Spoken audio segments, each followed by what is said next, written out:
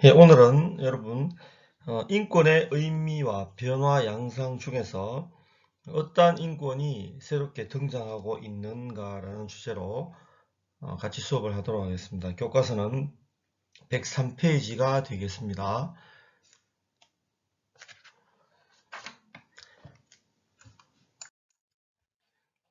오늘의 학습 목표는 현대사회에서 인권 확장 사례를 파악할 수 있다. 두 번째로 현대사회에서 인권이 변화된 양상을 서술할 수 있다. 두 가지 주제를 가지고 수업을 하도록 하겠습니다. 먼저 새로운 인권의 등장, 확대되는 인권, 다양한 영역으로 확장되는 인권에 대해서 오늘 집중적으로 공부를 하도록 하겠습니다. 여기서 다루는 부분들은 최근에 등장하고 있는 인권의 여러 가지 특징들을 설명하고 있기 때문에 여러분들이 중학교 때 배운 내용과 연결도 되겠습니다만 반드시 기억해야 될 그런 내용들이 되겠습니다. 기말고사 시험에도 중요한 부분으로 차지하고 있기 때문에 인권의 내용들을 잘 듣고 정리를 해주시기를 부탁드립니다.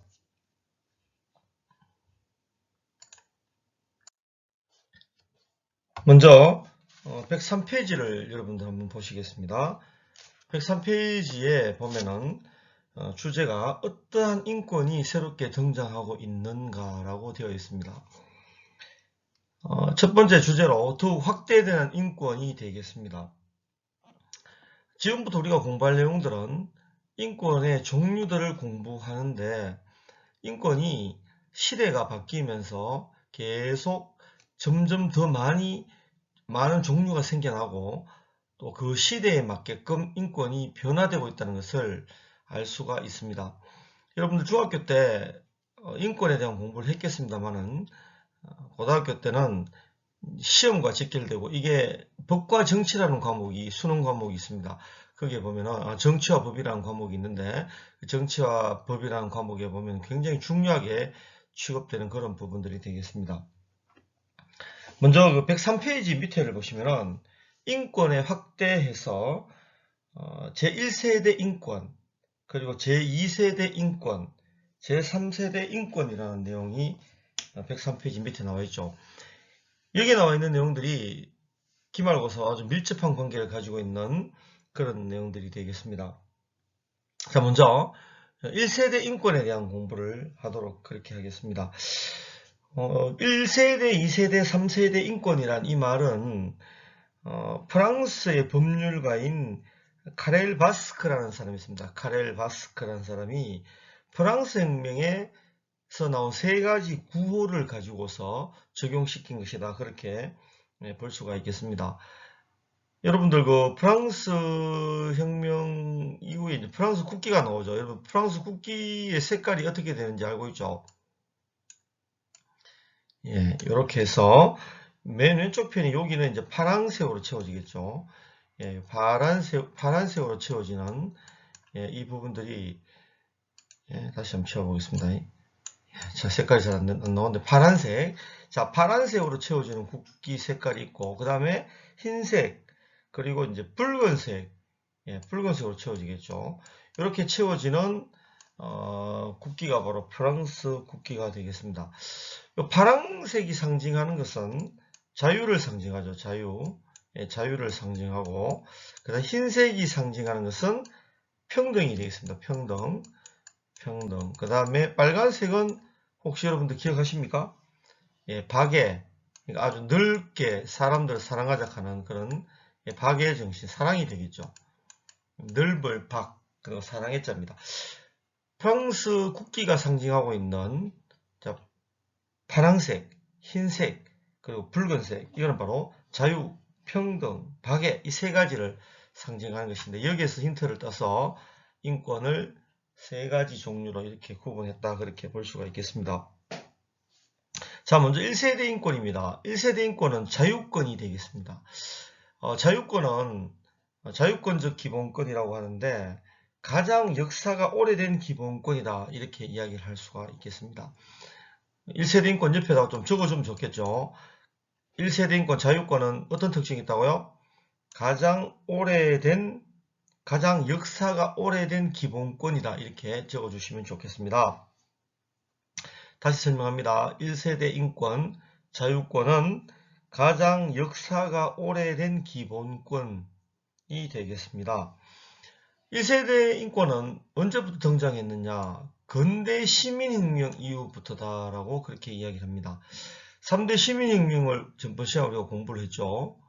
자, 한번 해볼까요? 어떤 혁명이 있죠? 영국의 명예혁명, 미국의 독립혁명, 프랑스의 대혁명. 전번 시간에 배운 내용 중에서 이 세 가지가 가장 중요하죠. 그 세 가지 내용의 특징들을 반드시 알고 있어야 되겠습니다. 1세대 인권은 근대 시민혁명을 배경으로 해서 등장했다. 이렇게 볼 수가 있겠고, 이 1세대 인권은 국가의 개입을 경계한다. 이런 말 하고 있죠. 국가의 개입을 경계한다. 이 말은 방어적 권리다라고도 그렇게 이야기합니다. 우리가 국가에 대해서 국가로부터 우리가 최소한 이 정도는 우리가 인권을 보장받아야 된다는 그런 방어적 권리다라고 그렇게 이야기를 합니다. 그래서 국가 개입을 경계한다. 방어적 권리다. 이렇게 이야기를 한다는 것도 알아두시면 좋겠습니다. 다시 1세대 인권, 자유권은 선생님 뭐라고 했죠? 가장 역사가 오래된 기본권이고 방어적 권리다. 방어적 권리가 되겠습니다. 자, 그러면은 1세대 인권의 종류, 자유권적 기본권의 종류는 뭐가 있느냐? 이렇게 이야기하면 첫 번째는 신체의 자유가 있겠습니다. 이 신체의 자유가 무엇이냐 이렇게 물으면은 뭐 여러 가지로 대답을 합니다. 자기 몸을 마음대로 할 수 있는 자유다 이렇게 이야기하는데 그건 아닙니다. 그건 잘못된 것이고 신체의 자유는 여러 가지로 이야기할 수 있겠는데 여러분 학교 오면 다시 설명하겠습니다만은 지금 예를 들어서 몇 가지만 설명하겠습니다. 신체의 자유 여기다 좀 적어 주십시오. 신체의 자유에는 첫 번째 죄형 법정주의가 있습니다. 죄형 법정주의라고 여러분들 좀 적어 주시기 바랍니다. 죄형 법정주의. 예, 요거는 다음에 학교에서 다시 한번 설명하겠습니다만은 우리가 벌을 받을 때 잘못해서 벌을 받을 때 그 형의 종류나 기간은 법으로 정해 놓았다는 것이죠. 만약 이게 정해 놓지 않으면 국가에서 우리 몸을 벌을 아무거나 만들어서 줄 수 있겠죠. 그래서 죄의 종류나 기간은 형의 종류죠. 그러니까 죄를 지으면 우리가 형을 받게 되는데 그런 종류나 기간은 법으로 정해 놓았다는 것입니다. 자, 또 하나는 여기 좁아서 못 적겠으면 여러분 좀 적어 주십시오. 신체의 자유와 관련되는 것입니다. 고문금지입니다. 고문금지. 그죠? 고문금지. 자, 그 다음에 묵비권. 여러분 묵비권 들어봤죠? 묵비권. 예, TV에서 보면 한 번씩 보면 이렇게 묵비권을 행사할 수 있다. 당신은 이런 말 하죠. 그죠? 묵비권. 지금 선생님 하는 것들은 신체의 자유와 관련되는 것입니다.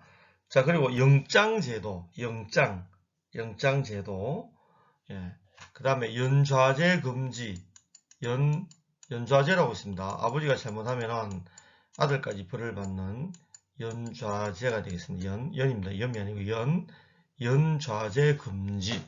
자, 학교 오면 다시 한번 좀 설명하겠습니다만 이런 것들은 다 뭐라고요? 신체의 자유와 관련되는 것이다. 신체의 자유는 자유권적 기본권이다. 그렇게 볼 수가 있겠습니다. 자, 그 다음에는 종교의 자유가 우리에게 있죠. 이거는 정신적 자유라고도 합니다. 예, 종교의 자유를 우리가 정신적인 자유라고도 하는데, 이 정신적인 자유에는 종교의 자유도 있지만은 사상의 자유, 양심의 자유도 있습니다. 다시 한번 이야기하지만 종교의 자유는 정신적인 자유인데, 정신적인 자유하고 같은 종류는 종교의 자유도 있지만은 사상의 생각이죠. 사상의 자유, 양심의 자유가 있다는 것이죠. 자, 그 다음에 집회 및 결사라는 것은 이 모임입니다. 모임, 집회 및 결사, 그리고 표현의 자유가 있다라고 얘기해요. 표현의 자유. 자, 지금 103페이지 왼쪽 편 밑에 보면은 1세대 인권에서 네모 박스가 3개가 보이죠. 거기에 나와 있는 내용을 지금 설명하는 것입니다. 그리고 선거를 통해, 자유로운 선거를 통해서 정부에 참여할 수 있는 권리. 자, 이렇게 5가지, 4가지죠. 그죠? 4가지. 신체의 자유, 종교의 자유, 집회 결사, 표현의 자유, 그 다음에 자유로운 선거를 통해 정부에 참여할 수 있는 권리, 이런 것들이 다 뭐라고요? 자유권적 기본권이다. 나중에 여러분들 제1세대 인권, 2세대 인권, 3세대 인권을 섞어 놓으면은 찾을 수 있어야 됩니다. 그래서 이건 반드시 1세대 인권 분명히 2세대, 3세대 인권과 구분해서 여러분들이 암기를 하고 있어야 되겠습니다. 신체의 자유는 다시 한번 이야기하지만 죄형 법정주의, 고문 금지, 묵비권 행사, 그리고 영장제도, 연좌제 금지, 자, 이런 것들이 신체의 자유와 관련되는 것이다. 그렇게 볼 수가 있겠습니다. 학교는 다시 한번 조금 더 깊게 정리하도록 하겠습니다. 자, 2세대 인권이 되겠습니다. 2세대 인권을 사회권이라고 합니다. 사회권. 1세대 인권이 자유방임주의 시대에 나왔다면, 그렇죠. 이 자본주의가 처음 등장했던 자유방임주의 시대에 나왔다면, 여러분들 자유방임주의 시대의 가장 큰 문제가 뭐죠? 예, 빈부격차죠. 예. 그리고 세계 대공황이 발생하는데, 1세대 인권이 뭐라고 얘기했죠? 여러분 다시 한번 1세대 인권 옆에다 한 개 적어주면은 자유방임주의였다. 그렇게 볼 수가 있겠죠. 근데 2세대 인권은 자유방임주의 사회에서 벌어지고 있는 여러 가지 문제점을 개선하기 위해서 나온 것이 2세대 인권이다. 이렇게 볼 수가 있겠습니다. 그래서 2세대 인권은, 가장 그 2세대 인권을 다른 말로 하면 사회권적 기본권이라고 하는데 1세대 인권은 뭐라 그랬죠? 자유권적 기본권이고 2세대 인권은 사회권인데 이게 등장하게 되는 배경이 독일의 바이마르 헌법이라는 것이죠.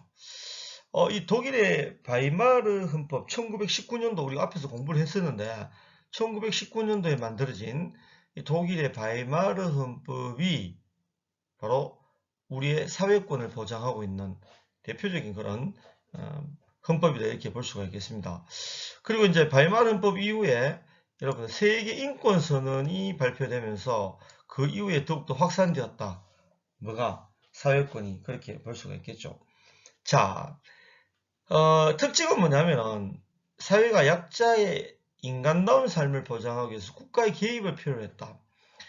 여러분 이 사회권을 다른 말로 하면은 약자들을 위한 것입니다. 그래서 쉽게 이야기해서 이제 복지 국가를 추구한다 이렇게 볼 수 있겠죠. 그래서 이 복지에 대한 이야기들이 나오기 시작하는 것들이 바로 이 사회권적 기본권이다 그렇게 볼 수 있겠고 사회보장제도죠. 그러니까 사회복지니까 사회보장제도가 되겠는데 이 사회복지에 관련되는 것들을 보장하기 위해서 국가가 개입하는 것이죠. 국가가 개입한다. 그래서 이런 국가를 무슨 국가라고 이야기하냐면은 여러분들 적극국가라고도 이야기하고 또 방금 선생님이 이야기했던 사회보장제도를 잘하고 있는 복지국가다라고 그렇게 이야기합니다. 그렇죠? 예, 그래서 자 사회적 약자를 위해서 국가가 개입하는 적극적으로 나선다는 것이죠. 그리고 이 복지 정책을 아주 추구하는 그죠? 이런 그 국가가 바로 대표적인 사회권을 중요시했던 그런 인권이다 그렇게 볼 수가 있겠습니다. 자 그러면 이런 그 사회권적인 기본권에는 어떤 종류가 있느냐? 이걸 보시면은 밑에 보시면은 일할 수 있는 근로의 권리, 그 다음에 교육을 받을 수 있는 권리, 그 다음에 아까 설명했죠 사회보장, 복지적인 정책들을 우리가 요구할 수 있는 권리, 그 다음에 인간다운 생활을 할 권리, 쾌적한 환경에서 생활할 권리, 환경권이다 환경권. 자 이런 것들이 사회권이다. 헷갈리면 안 됩니다 여러분. 다시 한번 이야기합니다. 1세대 인권은 뭐라고요? 자유권적 기본권입니다. 국가적인 배경은 자유방임주의 하에서 나오게 되었고 아까도 이야기했습니다만은 이 시민혁명을 배경으로 해서 등장하게 된 것이다. 그렇게 볼 수가 있겠습니다. 이런 그 1세대 인권인 자유권은 신체의 자유와 그리고 아까 이야기했던 정신적인 자유들, 정신적인 자유는 사상의 자유, 양심의 자유, 종교의 자유가 있다 그랬죠. 이런 것들이 중심이 되고 그 다음에 집회, 결사, 표현의 자유, 자유로운 선거를 통해서 정부 참여할 수 있는 권리 이런 것들이 되겠고 자유권적 기본권은 가장 역사가 오래된 기본권이라는 것도 아까 이야기했습니다. 사회권은 다시 한번 이야기하지만 독일의 바이마르 헌법에서 이제 최초로 보장되었고 인권선언이 확대됐다. 그리고 이 사회권의 핵심 내용은 국가의 개입이 필요합니다. 적극 국가 개입이니까 적극적으로 개입하는 것이죠. 그리고 복지적인 정책을 펼치는 복지국가의 성격을 지니고 있다. 종류에는 근로, 교육, 사회보장을 받을 권리, 인간다운 생활을 권리, 쾌적한 환경에서 생활할 권리가 있다. 라고 이야기할 수 있겠습니다. 그래서 사회권은 적극적인 권리다. 이렇게 볼 수 있겠죠. 사회적인 기본권은 가장 적극적인 권리다. 이렇게 이야기를 할 수가 있겠습니다. 그렇게 우리가 아까는 방어적인 권리였다면 1세대 인권은 2세대 인권은 적극적 권리다라고 그렇게 이야기할 수 있겠고, 다시 한번 되겠지만 사회보장제도 복지국가의 원리와 아주 밀접한 것이다 이렇게 이야기를 할 수가 있겠습니다. 자, 그러면 3세대 인권을 한번 넘어가 볼까요? 자, 이 3세대 인권은 연대권이라고 합니다. 연대권. 여러분들 이 연대권이라는 말은 이렇게 해석할 수가 있겠습니다. 여기도 지금 설명이 잘 나와 있습니다만은 국가와 개인관계를 넘어서 국제적인 연대와 협력이다. 그렇죠. 그러니까 다른 사람들의 삶과 나의 삶이 무관하지 않다는 그런 인식으로부터 시작된 개념이다. 이렇게 볼 수 있겠죠. 그러니까 다른 사람들의 삶이 나하고 무슨 관계가 있는 게 아니고 다른 사람들의 삶과 나의 삶이 무관하지 않다는 인식으로부터 시작된 개념이다. 이렇게 볼 수가 있겠습니다. 자, 그래서 이거는 결론적으로 이야기하면은 그 인종차별이나 국가 간의 빈부격차 이런 거 있죠. 이런 거에서 대해서도 우리가 개인이나 집단에 대한 각성을 통해서 같이 해결하자 이런 것들이죠. 그래서 다시 한번 이야기하자면은 공동체에 대한 연대 책임이다 이렇게 볼 수 있겠습니다. 그래서 다시 한번 이야기하는데 연대권, 국제적인 연대와 협력을 중요시한다. 그 대표적인 것들이 뭐라고요? 인종차별에 관련되는 것이라든지, 그죠? 인종차별이라고 적어주시고, 또 하나는 국가 간의 빈부격차, 국가 간의 빈부격차가 되겠습니다. 국가 간 빈부격차, 인종차별, 국가 간의 빈부격차, 이런 데 대해서 내 삶과 아무 관계가 없다. 이게 아니고, 나의 삶과 무관하지 않다는 인식으로 시작된 개념이다. 그렇게 볼 수가 있겠습니다. 자, 그러면은 이 연대권은 어떤 종류가 있냐면 첫 번째 자결권이 있겠습니다. 자결권. 이 자결권은 뭐냐면은 여러분 자결권에다 밑에 좀 적어주면 좋겠는데 선생님 학교면 다시 설명하겠습니다. 자결권은 여기다 어떻게 적어주냐면은 침략, 식민 지배 등 다른 나라의 간섭을 받지 않고, 다시 얘기합니다. 침략, 식민 지배 등 다른 나라의 간섭을 받지 않고 고유한 삶의 방식을 누릴 권리가 되겠습니다. 그럼 그 103페이지에 보면은 자결권 하는 게 있죠. 그죠? 자결권 하는 내용이 있는데, 자결권이라는 내용에 대해서, 선생님이 다시 한번 설명을 하면은, 침략, 식민 지배 등 다른 나라의 간섭을 받지 않고 고유한 삶의 방식을 누릴 권리다라고 그렇게 이야기를 할 수 있겠습니다. 그리고 그 103페이지 밑에서 세 번째 줄에도 보면은 인종차별, 국가 간의 빈부격차 등으로 인권을 누리지 못하는 개인과 집단에 대한 각성에서 나온 권리다라고 103페이지 맨 밑에 보면은 이렇게 설명을 하고 있죠. 자, 그 다음에 두 번째는 이제 발전의 권리가 되겠습니다. 자결권 옆에 발전의 권리. 자, 이 발전의 권리란 무엇이냐? 발전의 권리란 것은 인간의 종합적인 인격의 개화를 목적으로 한다. 이렇게 적어주시면 좋겠습니다. 자, 발전의 권리 여기다가 적는데 뭐라고 적느냐면은 인간의 종합적인 인격의 개화를 목적으로 한다. 그리고 우리가 이제 경제성장이라든지 경제적인 측면도 우리가 발전이 돼야 되지만은, 그 사회문화적, 정치적 측면을 다 포함하죠. 그래서 다시 한번 되겠지만 인간의 종합적인 인격의 개화를 목적으로 하는 것이 발전의 권리다. 자, 그 다음에 이 평화의 권리가 되겠습니다. 이 평화의 권리는 이렇게 좀 적어주면 좋겠습니다. 평화의 권리는 각 민족, 집단이 전쟁 없이 평화로운 삶을 누릴 권리가 되겠습니다. 다시 합니다. 각 민족, 집단이 전쟁 없이 평화로운 삶을 누릴 권리.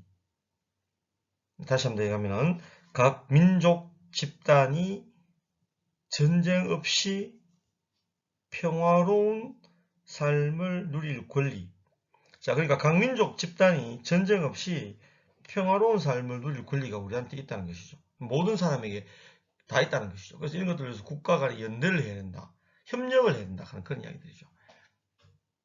자, 그 다음에 재난으로부터 구제를 받을 권리. 그렇죠. 우리가 어떤 재난을 당했을 때 국제사회가 서로 도와주고 그렇게 또 그렇게 그 도움을 받을 권리가 있다는 것이고, 예, 특히 이제 요즘 최근에 등장하고 있는 끊임없는 지속 가능한 환경에 대한 권리.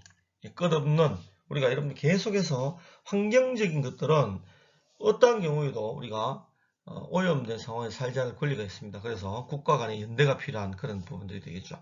다시 한번 얘기하면 3세대 인권의 종류는 자결권입니다. 침략, 식민 지배 등 다른 나라의 간섭을 받지 않고 고유한 삶의 방식을 누릴 권리가 있다는 것이죠.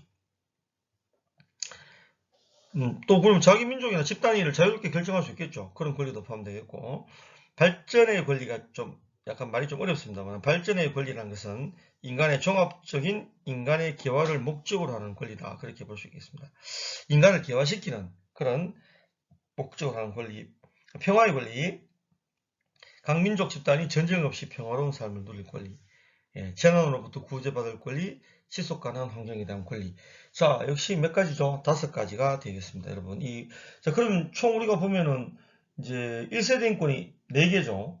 그 다음 2세대 인권은 5가지, 3세대 인권도 5가지인데, 이걸 잘 헷갈리지 말고 여러분들 꼭 좀 기억을 해 두시기를 부탁드리고, 학교 오면 다시 한번 설명하도록 하겠습니다.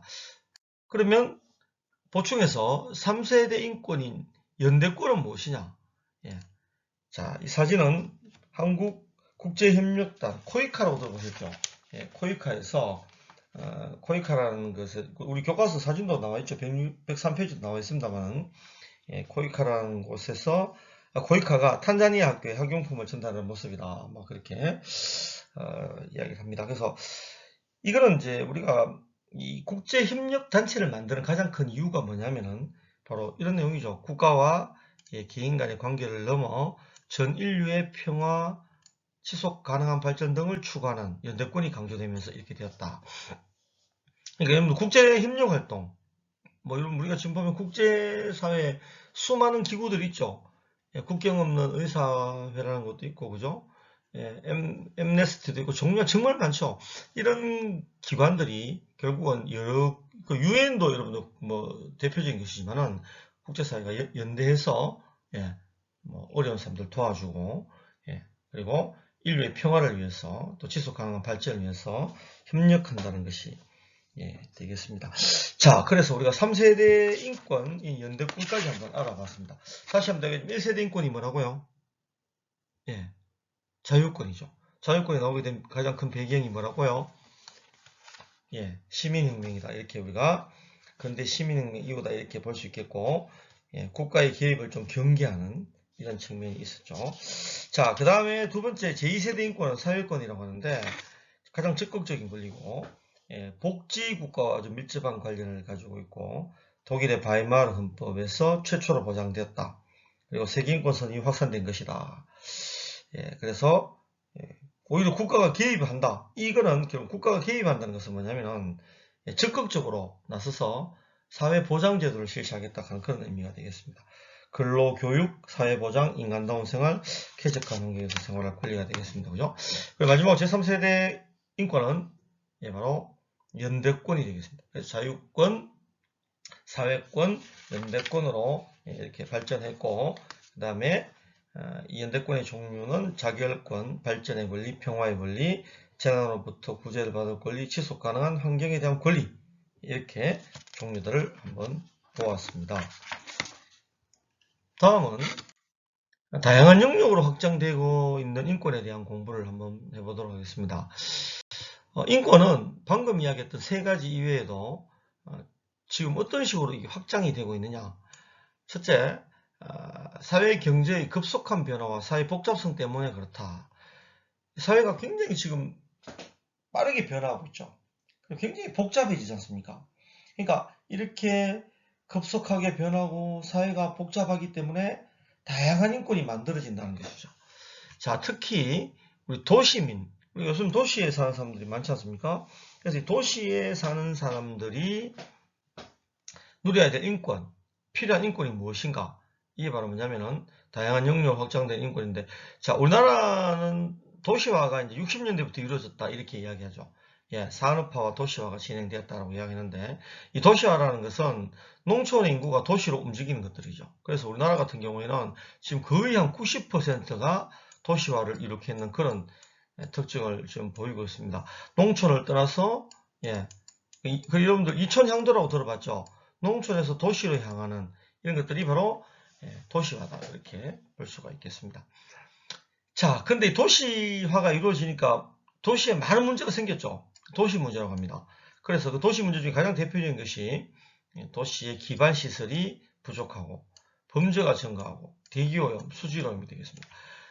도시 문제, 도시 기반 시설이 부족하다는 것은 결론적으로 과잉이죠. 사람이 너무 많이 산다는 것입니다. 그죠? 그래서 이제 주택 문제가 생기게 되죠. 도시 기반 시설 부족 중에 가장 대표적인 것이 바로 주택 문제가 되겠습니다. 그죠? 주택 문제. 예. 요즘 집 때문에 뭐 집에 대한 여러 가지 문제가 집값이 너무 많이 오른다든지 뭐 집이 부족하다는 이런 이야기가 나오죠. 이런 것들은 결론적으로 도시에 사람들이 많이 살기 때문에 그런 것이죠. 예. 그리고 이제 뭐 상하 수도가 부족하다든지 여러 가지 문제가 생기게 되는 것이죠. 이 도시 문제다. 왜냐하면 농촌을 떠나서 사람들이 도시로 많이 왔기 때문에 도시는 너무 많아서 생기는 문제입니다. 이 과잉 문제고, 그죠? 예, 과잉 문제고, 농촌은 무슨 문제입니까? 예, 과소 문제죠. 도시는 과잉 문제, 농촌은 과소 문제가 되겠습니다. 너무 적으니까 농촌이 지금 폐교되고 뭐, 그죠? 사람도 없고 이런 문제가 생기게 되겠죠. 자, 그러면은 이 도시에 사람이 너무 많이 사는데 이 도시민들의 인간다운 삶을 보장해주기 위한 것이 필요하겠죠. 사람들이 너무나 많이 살기 때문에 집도 없습니다. 그래서 제일 먼저 우리가 도시민들에게 주어야 될 인권은 첫 번째가 주거권이 되겠습니다. 주거권. 예. 자, 새롭게 생겨난 인권이 되겠는데 도시민들에게 필요한 인권, 주거권이 되겠습니다. 이 주거권이라는 것은 우리가 앞에서 공부했습니다만은 사람들이 최소한의 그 삶의 기준을 충족시키기 위해서는 적절한 주거지 그리고 정주 환경이 있어야 되겠죠. 그러니까 적절한 다시 합니다. 주거권이라는 것은 적절한 주거지와 정주 환경의 보장이 되겠습니다. 다시 이야기합니다. 주거권은 뭐라고요? 적절한 주거지와 정주 환경의 보장이 되겠습니다. 그렇죠? 정주 환경 공부했죠, 그죠? 그다음 두 번째는 안전하게 살 권리죠. 예, 안전하게 살 권리. 안전을 보장받을 권리다 이렇게 볼 수가 있겠습니다. 우리 국민들은 지금 안전을 보장받을 권리가 있습니다. 범죄로부터 보호받을 권리가 있죠. 그리고 이제 좀 요거 얘기 좀 드리지만 세월호 사건 같은 경우에도 보면은 안전하지 못하기 때문에 생긴 사고지 않습니까? 이런 데 대해서도 우리가 생명을 보장받을 권리가 있다는 것이죠. 그래서 안전하게 살 권리. 그 다음에 도시에 사람들이 너무나 많기 때문에 쾌적하게 살 권리도 있는 것이죠. 이걸 아까 얘기했듯이 뭐예요? 환경권이라고 환경권, 쾌적한 환경에서 살 권리가 있다고 이야기했죠. 그러니까 예를 들어서 도시에 너무나 환경이 오염되니까 수질오염, 대기오염, 토양오염이 이루어지니까 그러한 것들에 대해서도 쾌적한 환경을 만들어 달려고 할 권리가 있다는 것이죠. 국가에게. 다시 말합니다. 도시민들의 인간다운 삶의 보장은 주거권. 주거권이 뭐라고 그랬죠?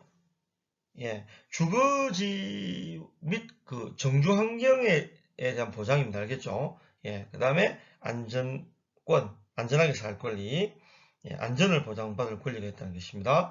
그리고 예, 환경권, 쾌적한 환경 속에서 살아갈 권리가 있다.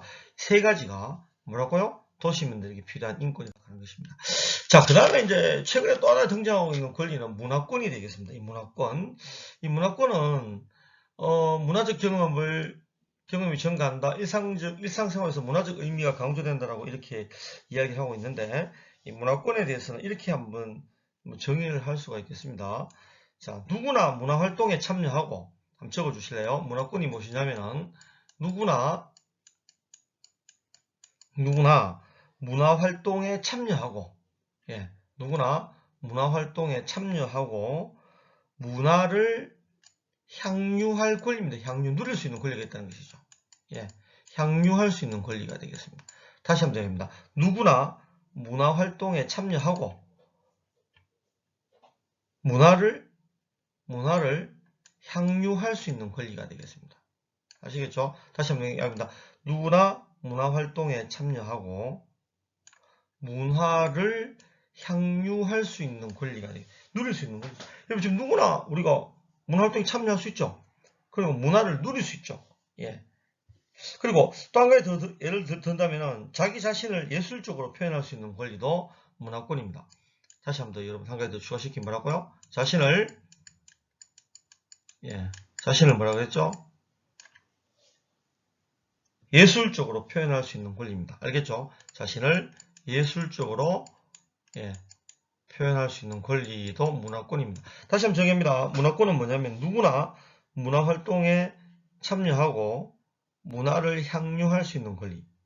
자, 또 그리고 문화권은 자신을 예술적으로 표현할 수 있는 권리. 이런 것들이 바로 문화권이다. 그렇게 볼 수가 있겠습니다. 자, 그리고 이제 요즘 최근에 또 등장하고 있는 가장 또 중요한 우리의 권리는 바로 정보와 관련된 인권이다. 이렇게 볼 수 있겠죠. 정보와 관련된 인권. 대표적인 것이 이제 온라인상에서 개인의 정보 유출, 명예훼손 등의 문제가 생기죠. 그죠? 그래서 당연하게 개인 정보를 보호받을 권리도 있고, 그죠? 자, 정보와 관련 인권들은 가장 중요한 것이 개인 정보를 보호받을 수 있는 권리, 그죠? 당연하게 있어야 되죠, 그죠? 개인 정보를 보호받아야 됩니다. 그리고 두 가지 더 추가한다면은 온라인 공간에서 정치적 자유가 되겠습니다. 좀 적어주십시오. 온라인 공간에서 정치적 자유가 되겠습니다. 자, 그리고 온라인 공간에서 표현의 자유. 온라인 공간에서 표현의 자유입니다. 자, 다시 한번 정리할게요. 정보와 관련 인권들은 자, 온라인상에서 관련되는 것인데 개인정보 보호권이 있죠. 개인정보와 관련된 것을 보호받을 권리가 있다는 것이죠. 개인정보 보호. 두 번째는 온라인 공간에서 정치적인 자유. 온라인 공간에서 정치적 자유. 마지막 세 번째, 온라인 공간에서 표현의 자유가 되겠습니다. 표현의 자유. 이런 것들이 이제 정보와 관련된 인권이다. 이렇게 이야기를 할 수가 있겠습니다. 자, 여러분들 요즘에 보면은 미세먼지가 굉장히 많죠. 그래서 미세먼지에 대해서 우리가 확산되고 있을 때 우리가 이제 국가로부터 요구할 수 있는 그거는 권리가 있죠. 왜냐하면 우리가 이것도 인권입니다. 왜냐하면은 아까 쌤이 얘기했지만은 환경 문제나 이런 것들에 대해서 우리가 이런 것들에 대한 확산에 대한 것을 대책을 세워 주십시오라고 이야기할 수 있는 권리가 있다는 것이죠. 이게 뭡니까? 도시민들의 인간다운 삶을 보장하기 위한 환경권, 쾌적한 그런 쾌적하게 살 권리가 있다는 것을 여기서 이야기를 하고 있는 권리입니다. 이게 여러분들 우리의 권리입니다. 미세먼지 많으면 뭐 할 수 없지 이게 아니고 자, 이 인권 문제라는 것이죠. 자, 그 다음에 교과서 104페이지 보면은 104페이지 맞죠? 거기 보시면 사회 변화로 새롭게 요구되거나 등장하는 인권의 내용을 파악하고 그 인권의 보장 방안을 제시해보자 했는데 아까 선생님이 이야기했던 것 중에 가장 대표적인 것이 뭐였죠? 주거권이죠. 이 주거권은 누구를 위한 것이라고 그랬죠? 누구라기보다는 왜 등장했다 그랬죠? 이거는 바로 도시민들에게 도시민들이 이제 도시화됨으로 인해 가지고 도시로 많이 농촌에서 왔는데 주거 공간이 부족하고 정주 환경이 문제가 되지 않습니까? 생활 환경이. 그래서 거기에 대해서 요구할 수 있는 주거권이 있다는 것이죠. 인간다운 주거 생활을 할 수 있는 권리입니다. 알겠죠? 그래서 쭉 읽어보면은 아까 얘기했지만은 주거권은 도시의 주택 부족 문제, 저소득층과 같은 사회적 약자의 인권 문제가 대두되었다. 라고 이야기했죠. 그러니까 도시 주택이 부족하고 저소득층은 굉장히 서울에 가면 달동네라든지 굉장히 열악한 그런 지역에 살고 있지 않습니까? 이런 데 대해서 국가가 대책을 세워달라. 그래서 대표적인 것이 뭐였어요? 주거급여 제도가 있습니다. 그래서 저소득층의 소득, 주거 형태, 주거비 부담 수용 등을 종합적으로 고려해서 주거비 돈을 지원해 준다는 것이죠. 그렇죠. 집이 여러분들 없는 사람이나 너무 이 집이 열악한 이런 곳에 사는 사람들은 돈을 받아서 그걸 이제 집을 또 얻고 또 그 다음에 다른데 집을 얻어서 살 수도 있잖아요. 자기 집이 너무 힘들면은. 그래서 거기에 대한 비용도 같이 부담하고 돈을 좀 부담해서 이제 살아갈 수 있고, 이런 걸 국가에게 요구할 수 있는 권리, 주거권이 되겠습니다. 자, 그 다음에 문화에 대한 권리, 아까 문화권에 대한 이야기했죠. 문화권 이야기했는데, 지금은 이제 문화가 인간 삶의 가치를 높이는데 중요한 의미를 갖고 있죠. 여러분, 지금은 옛날하고 달라서 문화에 대한 생각이 많이 바뀌고 있습니다. 우리가 앞서 문화도 공부했지만은, 그래서 문화권이 강조되고 있다라고 그렇게 이야기하고, 아까도 얘기했죠. 자신을 예술적으로 표현하거나 예술의 도움을 받아 자기 생각을 표현하는 이런 것들도 문화권이다, 이렇게 볼 수가 있겠습니다. 근데 이제 우리가 문화권을 누린다 해가 마음대로 누릴 수 있는 게 아니고, 이 종종 문화에 대한 제약을 받는데, 그게 뭐냐면 바로 셧다운 제도가 되겠죠. 그래서 여러분들 잘 알다시피 인터넷 게임을 너무 많이 하게 되면은 컴퓨터 일부 접속 제한을 하죠. 예. 이 컴퓨터 접속 제한이 셧다운이라고 알고 있죠. 이런 것들은 권리가 있지만은 또 국가에서 이런 통제를 한다는 것을 알려주는 그런 내용들이 되겠습니다. 자, 정부에서 주거급여제도와 같은 정책을 실시한 이유가 무엇이냐? 아까 선생님이 수업 앞에서 방금 이야기했습니다만은, 아까 얘기했지만, 그죠? 주거는 생명과 가족을 유지하게 하는 가장 기본적인 것이죠. 우리 집이 없으면 살 수가 없잖아요. 생명과 가족을 유지하죠. 그래서 인간다운 생활을 할 수 없기 때문에, 그래서 국가가 이런 것들을 해주고, 또 주거는 인간의 기본적인 권리다라는 것을 강조합니다. 그리고 이를 보장해주는 것이 바로, 이를 보장해주는 것이 바로 사회적 책무다. 국가가 해줘야 된다는 것이 되겠습니다. 여기 바로 주거급여 같은 제도 정책을 실시한 이유들이다, 그렇게 볼 수가 있겠습니다. 생명과 가족을 유지할 수 있는 가장 기본적인 토대이기 때문에 국가가 이런 것들을 보장해 줘야 한다. 이게 바로 아까 선생님이 이야기했던 주거권이 되겠습니다. 이게 새롭게 등장하고 있는 것입니다. 도시민들에게 필요한 그런 인권이 되겠습니다. 자, 그 다음에 자신의 문화생활에 방해면서 보고 문화권 누리는 방을 제한해보자 했는데, 여러분들 참고적으로 개인이 누리고 싶은 문화생활, 예를 들면은 연극 단원으로 활동하고 싶다, 방해 요인 시설이 부족하다, 이런 전부 다 문화권이죠, 문화권. 그래서 공간 확보에 대한 문화권에 대한 지금 이야기들을 하고 있습니다. 자, 오늘 이렇게 해서 어떤 인권이 새롭게 등장하고 있는가에 대한 수업을 다 했습니다.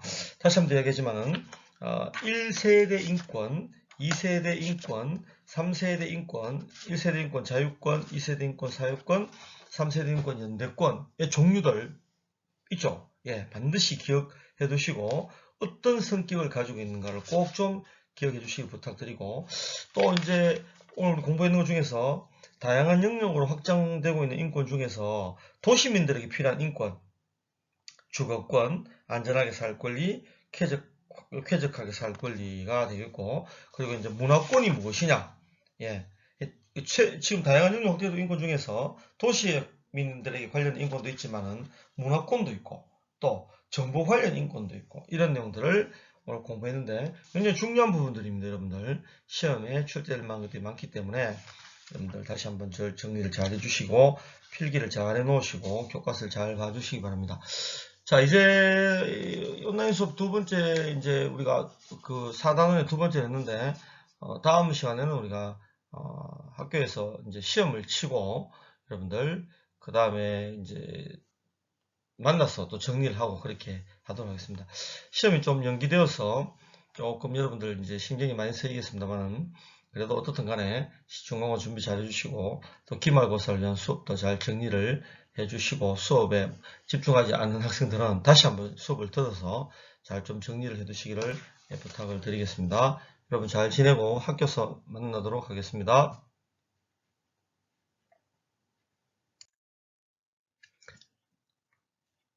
요거 참 정리 한 가지 해야 되는데 정리 한 게 안 했군요. 요거 하고 마치겠습니다. 자, 간로는 자유권과 관련이 있으며 개인의 자유를 보호하기 위해서 국가의 개입을 경계한다는데, 바로 이거는 1세대 인권이 되고, 그죠? 자, 그 다음에 2세대 인권은 사유권과 관련이 있다라고 이야기하고 있죠, 그죠? 그래서 국가의 개입을 어느 정도로 필요로 한다. 복지국가니까 그렇다는 것이고, 자, 3세대 인권의 종류, 자결권, 그 다음 평화의 권리, 집회결사의 자유, 자유로운 선거를 위해 정부에 참여할 권리가 있다 했는데, 여러분 뭐라고 생각하십니까? 예, 기업과 이연이 되겠습니다. 그죠? 예, 자결권, 평화의 권리, 예, 이런 것들이 제3세대 인권의 종류들이다. 그렇게 볼 수가 있겠습니다. 자, 참, 자결권에 대한 설명 아까 했죠. 그죠? 예. 평화의 권리도 여러분들 좀 알아두면 좋겠습니다. 자, 여기까지 하고 마치겠습니다. 예, 수고하셨습니다.